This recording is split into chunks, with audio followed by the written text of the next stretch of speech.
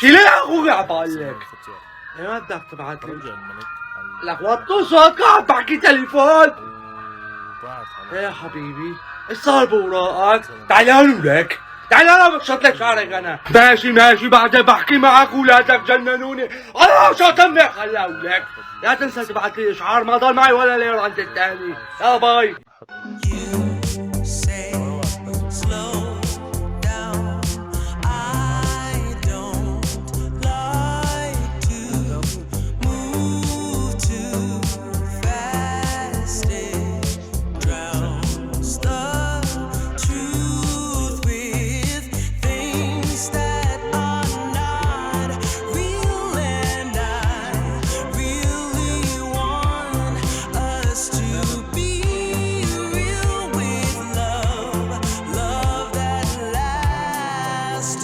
انا كويس بس انتي فاكره حالك عن جد حلوه؟ والله العظيم كنت عارفه انا مشان الذهبات بس قلت بلكي عم دلعني عن جد. الله لا يوفقك. خالو ايش بدك ولك؟ ايش هالكتاب هاد خالو؟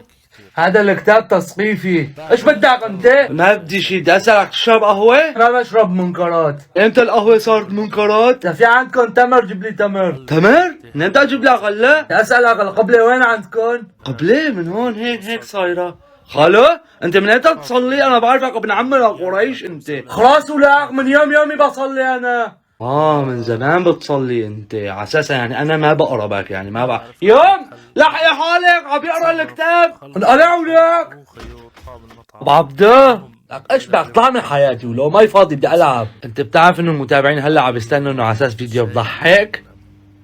انت بتعرف انه راح يجي يوم راح تموت؟ تخيل معي باقي لك اسبوع وتموت. كلنا بدنا نموت مو بس انت يعني كل واحد له يوم بده يموت. من البداية راي اقول لك انا ماني من اولياء الله الصالحين وماني ضامن الجنة يعني انا بس هيك سويت هذا الفيديو.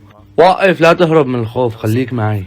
تخيل انه انت 30 سنة عم بتسب هاد وعم بتسب هداك وعم تحكي على هاد من قفا ظهره وعم تحكي على هداك ورايقد ورا هاي المشعوذة اللي عم